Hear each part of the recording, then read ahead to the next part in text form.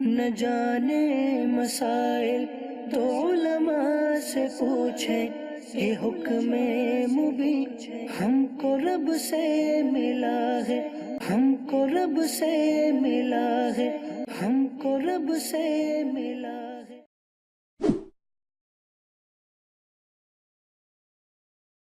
الحمدللہ رب العالمین والصلاة والسلام علی سید المرسلین، اما بعد، فاعوذ باللہ من الشیطان الرجیم، بسم اللہ الرحمن الرحیم۔ اللہم افتح علینا حکمتک وانشر علینا رحمتک یا ذا الجلال والاکرام۔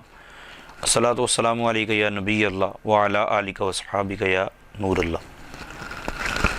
سبق نمبر 8، جو ویسے ہمارا سبق نمبر 9 ہے، مطلب درجے کے اعتبار سے، چونکہ ایک سبق نمبر 6 کے ہم نے 2 پارٹ بنائے تھے، تو سبق نمبر ہمارے پاس 8 ہے۔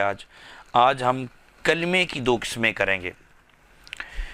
اچھا، آپ یہ ذہن میں رکھیے کہ ایک ہوتا ہے اعراب ہوتا ہے، آپ نے شروع میں پڑھا تھا کہ نحو میں کلمے کے آخر کے متعلق بات ہوتی ہے کہ آخر میں زبر آئے گی، زیر آئے گی، پیش آئے گی، کیا ہے کوئی پتہ نہیں، جو بھی جس طرح کی پیچھے حالت ہوگی اس طرح کا آگے اعراب آئے گا۔ تو آج ہم سبق جو پڑھیں گے اس میں ہم پہچانیں گے معرب کون ہوتا ہے، مبنی کون ہوتا ہے اور عامل کون ہوتا ہے۔ دیکھیں، ہم نے جو با معنی بولا تھا، با معنی کو کلمہ کہتے ہیں، با معنی کو کلمہ کہتے ہیں، موضوع کہتے ہیں، کلمہ مفرد کو بھی کہتے ہیں نا۔ تو آج ہم یوں سمجھیں کہ ویسے تو تعریف اسم کی کر رہے ہیں، آپ یہ بھی کہہ سکتے ہیں کہ یہ اسم کی تقسیم ہو رہی، تعریف نہیں، سوری، تقسیم کر رہے ہیں۔ تو ایک طرح سے تقسیم کر رہے ہیں ہم اسم کی۔ پہلے ہم نے اسم کی جو تقسیم کی ہے وہ جنس کے اعتبار سے، اس کے بعد افراد کے اعتبار سے، اور پچھلے سبق میں ہم نے تعریف و تنکیر کے اعتبار سے۔ آج جو ہم اسم کی تقسیم کریں گے وہ معرب اور مبنی یعنی اعراب و بنا کے اعتبار سے۔ وہ تو پتہ کیا ہے، وہ تو یہ ہے کہ بعض اوقات جس پر کوئی زبر زیر پیش ہوتی ہے نا، وہ اس کی پکی ہوتی ہے، وہ بدلتی نہیں ہے۔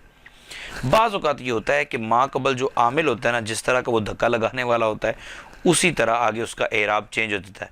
کبھی یہ ہوتا ہے کہ عامل کہتا ہے کہ اس کے اوپر زبر ہونی چاہیے، یعنی فتح ہونا چاہیے، اس کو مفتوح ہونا چاہیے، منصوب ہونا چاہیے، تو وہ عامل کے کہنے پہ اس کو مفتوح پڑھ دیتے ہیں، منصوب پڑھ دیتے ہیں۔ کبھی عامل کی وجہ سے اس کو زیر دے دیتے ہیں، کبھی عامل کی وجہ سے اس کو پیش دے دیتے ہیں، مضموم پڑھ دیتے ہیں، مرفوع پڑھ دیتے ہیں، مجرور پڑھ دیتے ہیں، مکسور پڑھ دیتے ہیں۔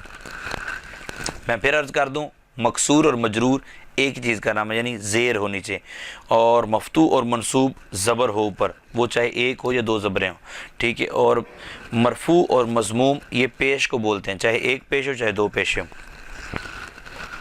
تو اعراب و بنا کے اعتبار سے کلمے کی 2 قسمیں ہیں جی، پہلا معرب اور دوسرا مبنی۔ معرب اور مبنی ویسے سیغے کون سے ہیں یہ بھی سوچ لیجئے گا۔ اعراب کون سا سیغہ ہے، یہ مصدر ہے، اور مصدر کون سا ہے، کس باب کا ہے، یہ بھی آپ نے ذہن میں رکھنا ہے۔ معرب کی تعریف وہ کلمہ جس کا آخر عامل کے بدلنے سے بدل جائے، جس کا آخر عامل کے بدلنے سے بدل جائے اسے معرب کہتے ہیں۔ اور اس کا دوسرا نام ہے اسم متمکن، اسم متمکن یعنی اعراب قبول کرنے والا، اعراب قبول کرنے والا۔ معرب کا معنی اعراب کو قبول کرے، اس میں متمکن۔ معرب وہ کلمہ جس کا آخر عامل کے بدلنے سے بدل جائے اور اس میں متمکن چونکہ فاعل ہے تو اس کا ترجمہ یہ بنے گا اعراب کو قبول کرنے والا۔ اور معرب ویسے تو اس میں مفعول کا صیغہ ہے، لیکن اس کا مطلب یہ ہے کہ جس کے اوپر اعراب جو قبول کرتا رہے۔ اب اس کی مثال دیتے ہیں، کہتے ہیں جاء زیدن، جاء فعل ہے تو اس کا تقاضا یہ ہے کہ اس کے فاعل کو رفع دیا جائے، پیش دی جائے، تو جاء زیدن پڑھ دیا گیا۔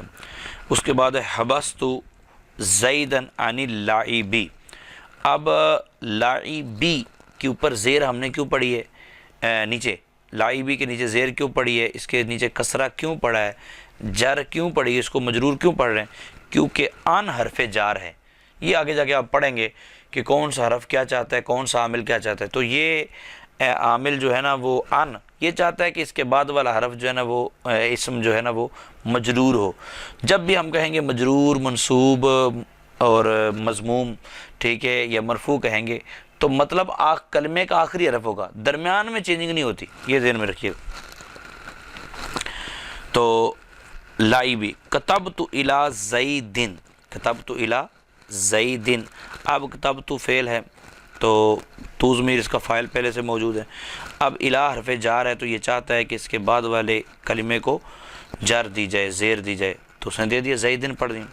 پھر میں نے لکھا زید کو، زید کی طرف، اب جس چیز کو لکھا گیا وہ ہے مفعول، اور عامل یہ چاہتا ہے کہ مفعول کے اوپر فتح ہونا چاہیے، زبر ہونی چاہیے، نصب ہونی چاہیے، تو اس کو منصوب پڑھنا چاہیے، تو اس لیے رسالتن پڑھا گیا۔ خلاصہ یہ ذہن میں رکھیں، مورب اس کو کہتے ہیں جو اعراب کو قبول کر لیتا ہے، اس میں متمکن کہتے ہیں، جس کا اعراب بدلتا رہتا ہے عامل کے بدلنے سے، اور مبنی اس کے بالکل اپوزٹ ہے کہ وہ کلمہ جس کا آخر عامل کے بدلنے سے نہ بدلے، جیسے صامہ، اسامہ فعل ہے تو فاعل جو ہے اس کو مرفوع ہونا چاہیے، لیکن ہاؤلائی وہ اپنی جگہ ڈٹا ہوا ہے، انہوں نے کہا میں نے نہیں پتہ، ٹھیک ہے۔ دوسرا ہے رأیتو، اب یہ فعل ہے، فاعل بھی موجود ہے تو مفعول کو منصوب ہونا چاہیے، لیکن ہاؤلائی مبنی ہے، وہ ویسے باقی رہے۔